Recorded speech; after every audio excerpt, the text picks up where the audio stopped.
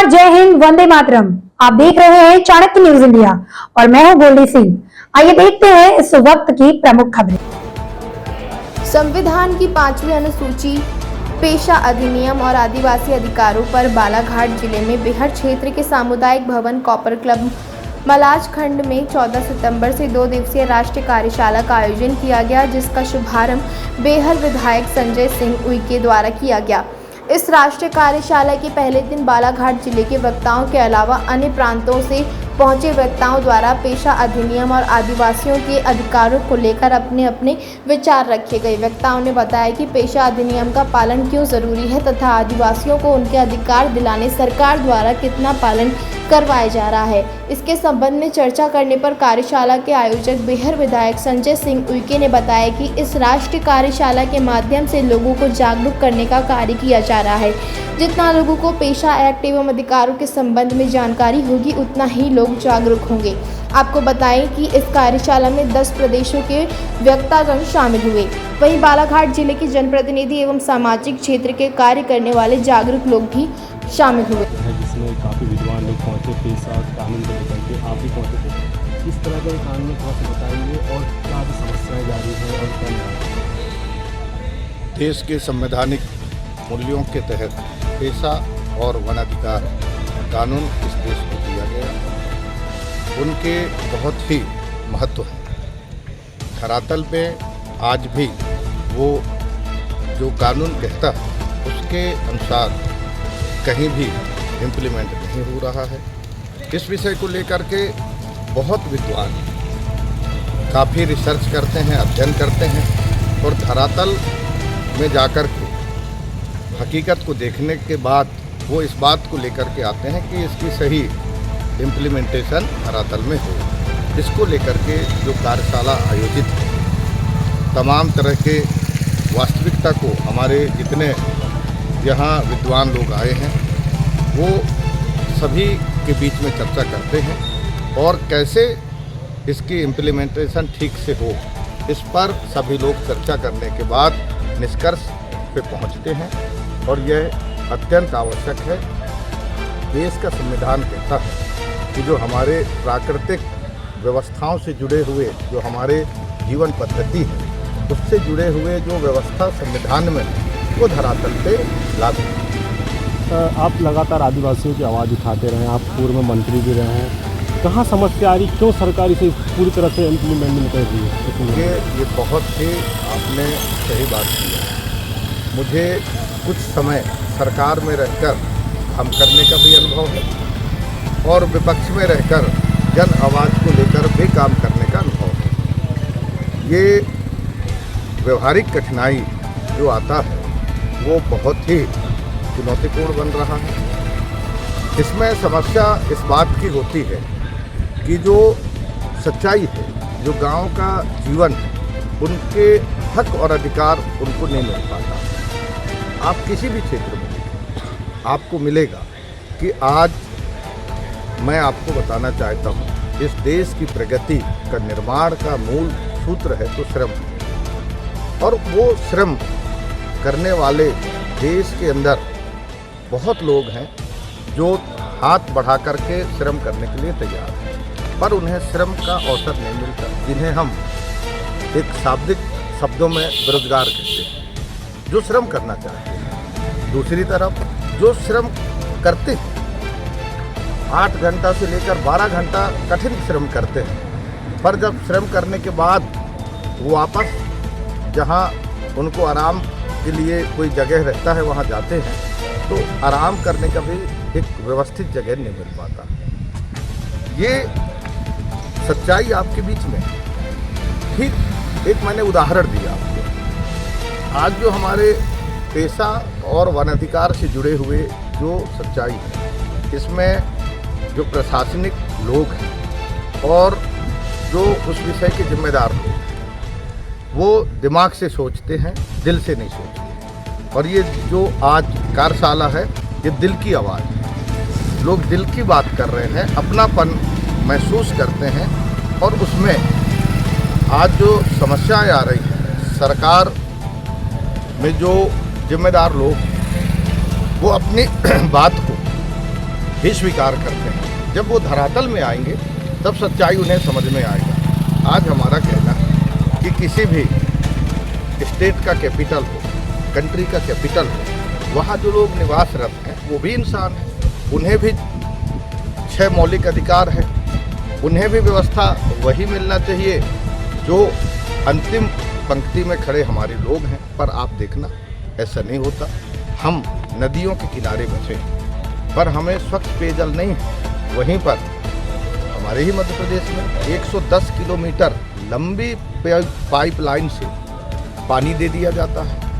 हम आपको और बता दें, जहाँ विद्युत उत्पादन के केंद्र हैं वहाँ से बड़ी बड़ी लाइनें सीधे बड़े शहरों की तरफ जाते हैं और वहीं जो हम लोग बसे हैं हमें लाइट नहीं मिल पाता। तो कई उदाहरण हैं जहाँ बहुत ज़्यादा आज सच्चाई को समझने की ज़रूरत है और ये कार्यशाला में इन्हीं विषयों पे चर्चा है। कितना इम्पैक्ट पड़ेगा इसका? देखिए, बिल की बात कहाँ तक पहुँचेगी? ये जो कार्यशाला है, मेरा ऐसा मानना है जब जागेंगे तभी आगे अधिकार मिलेगा। ये जागने का कार्यशाला है, हक अधिकार को समझने का कार्यशाला है। व्यवस्थित संवैधानिक मूल्यों पर आधारित हक जो हमें दिया गया है उसको समझ करके आगे अपना हक मांगने का कार्यशाला है। मुझे पूरा विश्वास है कि जिस तरह से माननीय हमारे विधायक जी हैं, उइके साहब बहुत ही समझदार सामाजिक विषयों को धरातल पे जाके देखते हैं, समझते हैं। ऐसे हमारे साथी हैं जो सामाजिक कार्यकर्ता हैं, ये सब मिलकर के एक अच्छे परिणाम की तरफ कदम बढ़ाएंगे। जिस तरह से आदिवासियों को ही फायदा मिलेगा इस कानून का, इस तरह की बातें कही जाती है, तो इस पर आप क्या कहना चाहेंगे? देखिए, ये भ्रामक जानकारी फैलाने वाले जो लोग हैं, तरह तरह की अपनी बात करते हैं, उन्हें हम बताना चाहते हैं आदिवासी जीवन का मूल्य है। आज प्रत्येक व्यक्ति कोई भी हो, उसको स्वच्छ हवा चाहिए, स्वच्छ जल चाहिए, शुद्ध भोजन चाहिए।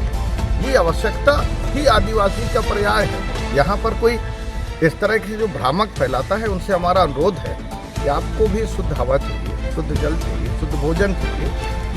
आपको आदिवासियत से ही ये मिलेगा। इसलिए भ्रामक जो बातें करते हैं उनसे हमारा अनुरोध है कि हमारी लड़ाई में आपका जीवन का भी सुरक्षा समाहित है। और ये एक कार्यशाला का आयोजन किया गया, किस तरह की कार्यशाला है और कहाँ से लोग आए तो देखिए, ये जो आज 2 दिवसीय कार्यशाला मलाजखंड में रखी गई है, ये एक्चुअल में राष्ट्रीय कार्यशाला है और हमारा विषय है जो संविधान में 5वीं अनुसूची है और 5वीं अनुसूची के अंतर्गत हमको जो पेशा कानून बना है, हमारा 1996 से पेशा कानून बना है और उस पेशा कानून के नियम भी बने हैं। कई राज्यों में 10 राज्यों में लागू है, तो 10 राज्यों में पेशा नियम भी बने हैं। वो जो नियम बने हैं उनकी धरातल में क्या स्थिति है, उसमें हम आदिवासी भाइयों के अधिकारों की कितनी रक्षा की गई है, जो मूल पेशा अधिनियम में जो संविधान में है प्रदत्त है, तो उनको मूल स्वरूप में दिया गया है, नहीं दिया गया है। और उसी के साथ साथ हमारा वनाधिकार कानून जो 2005 से लगा हुआ है कानून है, जो जंगल में हमारे आदिवासी भाई रहते हैं, आदिवासी भाई के साथ हमारे ओबीसी समुदाय के लोग भी रहते हैं, तो उन दोनों का सामुदायिक दावा हो और व्यक्तिगत दावा हो, वनों के अधिकार जो उस समय की तत्कालीन सरकार ने दिया था, उन सारे अधिकारों को ज़मीनी स्तर पे लागू किया गया है कि नहीं किया गया है, उसमें क्या कमियां आ रही हैं उसको पाने में, उस मान्यता को पाने में। इसी विषय को लेकर हम 10 राज्य के अलावा हमारे आसाम जहां 6 शेड्यूल है वहां के भी लोग आए हैं, तो लगभग हमारे 12 राज्यों के लोगों को हमने आमंत्रित किया है जो संविधान के बारे में बहुत अच्छी तरह से जानते हैं और पेशा कानून, पेशा नियम और वनाधिकार कानून के बारे में अच्छी तरह से जानते हैं। बहुत सारे हमारे ऐसे भी वक्तागण आए हैं जो वनाधिकार कानून बनाने में जिनकी महत्वपूर्ण भूमिका रही है, तो उन सारे को धरातल में उतारने वाले लोग कि हम उसको किस तरह धरातल में क्रियान्वयन कर रहे हैं और उसमें क्या कठिनाई आ रही है और क्या सरकारी तंत्र किस तरह से रोक रहा है, जो कानून बने हैं उसको अपने ढंग से किस तरह से प्रभावित कर रहा है, उन सारे कार्यों को लेकर आज यहाँ समीक्षा की जा रही है। हर राज्य की समीक्षा की जा रही है कि कहाँ क्या कानून है, क्या कमी है, और जो लोग ज़मीनी स्तर पे काम कर रहे हैं उनके द्वारा ये बताया जा रहा है कि किस तरह से अड़चनें आ रही हैं, हम उसको किस तरह से दूर कर सकते हैं, और अच्छे रूप में, मूल स्वरूप में पाने के लिए हम किस तरह से लड़ाई लड़ेंगे इसको आगे ले जाकर। उसके लिए एक राष्ट्रीय नीति बनाई जाएगी, एक राष्ट्रीय डॉक्यूमेंट तैयार होगा। कल एक रणनीति तैयार होगी, जो हमारे जितने जानकार लोग आए हैं, रणनीतिकार लोग आए हैं इस विषय में, वो बैठ के इस विषय में काफ़ी असमंजस से बना रहता पेशा कानून को लेकर के कि आदिवासियों के कानून है, CFR को भी लेकर के बात होती है, थोड़ा सा बताएंगे क्या है ये पूरा, कहाँ आपको भी कमियां नज़र आ रही है कि ये चीज़ होना था, ये चीज़ नहीं हो पा रही है? 5वीं अनुसूची मैहर क्षेत्र में लागू है, बिरसा में लागू है, परसवाड़ा में लागू है, लेकिन आप खुद भी महसूस करिएगा कि इस 5वीं अनुसूची में जो बहुत सारे लोगों का कहना है कि ये तो केवल आदिवासियों को ही कानून है, तो यहाँ हमारे OBC समुदाय के लोग भी रहे हैं, उनके हितों की भी रक्षा हो रही है। अगर आदिवासी के नाम पे संविधान में प्रदत्त के तहत हमको अगर कोई योजना आती है तो उस योजना का लाभ न केवल आदिवासी बल्कि हमारे पिछड़े वर्ग के भाइयों को भी मिलेगा। ठीक उसी तरह जो वनाधिकार कानून मिला हुआ है, जो बहुत सारे लोगों के मन में आता है कि वनाधिकार कानून तो केवल आदिवासियों के लिए है, तो मैं उसके विषय में भी आपके माध्यम से आम जनता तक ये बात पहुंचाना चाहता हूं कि केवल आदिवासी नहीं, उसमें वनाधिकार में साफ कहा गया है कि ग्राम सभा सशक्त होगी, और ग्राम सभा में वो लोग ग्राम सभा के होंगे जो उस ग्राम सभा के मतदाता होंगे। तो उस ग्राम सभा को जो भी प्राप्त होगा, चाहे 5वीं अनुसूची में हो, चाहे पेशा में हो, चाहे वनाधिकार में हो, ग्राम सभा जब सशक्त होगी, उसको जब अधिकार मिलेंगे, तो उस ग्राम सभा का हर मतदाता, चाहे वो आदिवासी हो, चाहे गैर आदिवासी हो, चाहे OBC हो, उसका हक होगा, उसका हकदार होगा। केवल आदिवासी उसका हकदार नहीं होगा। ये मैं आपके माध्यम से आम जनता तक। अभी क्या कमियां नज़र आ रही है आपको वनाधिकार कानून को लेकर, आपकी जहाँ पेशा एक्ट लागू हो चुकी है? देखिए, वनाधिकार कानून में जो अभी सबसे बड़ी कमी ये है कि व्यक्तिगत दावे तो मिले हैं, लेकिन बहुत सारे, मैं जैसे बालाघाट की बात कहना चाहूँगा, बहिरा की बात बताना चाहूँगा कि OBC समुदाय को व्यक्तिगत दावे अभी तक नहीं मिल पाए हैं, उनके फॉर्म रिजेक्ट किए गए हैं। तो हमारा ये टारगेट है कि केवल आदिवासी के साथ साथ OBC समुदाय को भी व्यक्तिगत दावा मिले। और दूसरा जो सामूहिक दावा है, सामूहिक दावा के साथ साथ जो हमारा फॉरेस्ट है, निस्तार का है, आजीविका का है, जो आदिवासी हमेशा वनों की सुरक्षा करता है, उसकी आजीविका वनों से चलती रही है, तो वो वन संसाधनों पे भी अधिकार, वहाँ के लघु अनुपज हैं, गौण खनिज है, इन सारी चीज़ों का भी अधिकार वनाधिकार कानून में अभी तक हमको सरकारी तंत्र ने मान्यता नहीं दिया है। तो उस दावे में जो सरकार कर रही है कि दावा लगाया जाए, सरकार हर बार आदेश करती है सरकारी तंत्र को कि आप दावा प्रस्तुत करें, उनको दें, लेकिन वो केवल दिखावा है। तो इसलिए हम लोग उसको क्रियान्वयन करने के लिए, चूँकि हमको अधिकार प्राप्त है, मान्यता दी गई है, तो हमारे जो आदिवासी भाई लोग हैं, हम सब लोग जो जनप्रतिनिधि हैं, चाहे छोटा हो चाहे बड़ा हो, सब लोग मिलकर उसको प्राप्त करने का प्रयास। इस तरह का आयोजन पहले कभी किया हुआ? देखिए, मध्य प्रदेश के अंदर में ये पहला आयोजन है जो राष्ट्रीय कार्यशाला रखी गई है, ये पहला आयोजन है। ये क्या लगता है आपको इतनी बड़ी कार्यशाला आयोजित करने के बाद जो यहाँ डॉक्यूमेंट तैयार होंगे, उस पर सरकार क्या अपना रवैया बदलेगी? देखिए, सरकार रवैया बदले या ना बदले, लेकिन जो हमको अधिकार है और जो अधिकार नहीं दिए गए हैं उसके लिए लड़ाई की बात हो रही है। जो अधिकार प्राप्त है, संविधान में प्रदत्त है, हम उसकी लड़ाई लड़ेंगे और उसको प्राप्त करेंगे। सर, कौन-कौन से स्टेट का लोग आए हैं? ये 12 राज्य के लोग हैं। मध्य प्रदेश है, छत्तीसगढ़ है, तेलंगाना है, आपका आंध्र प्रदेश नहीं आ पाया क्योंकि बारिश ज़्यादा है, महाराष्ट्र है, आसाम है, उड़ीसा है, गुजरात है और झारखंड है। ऑनलाइन कितने स्टेट जुड़े हैं? ऑनलाइन 2 स्टेट जुड़ेंगे, राजस्थान और आपका तेलंगाना। Thank you.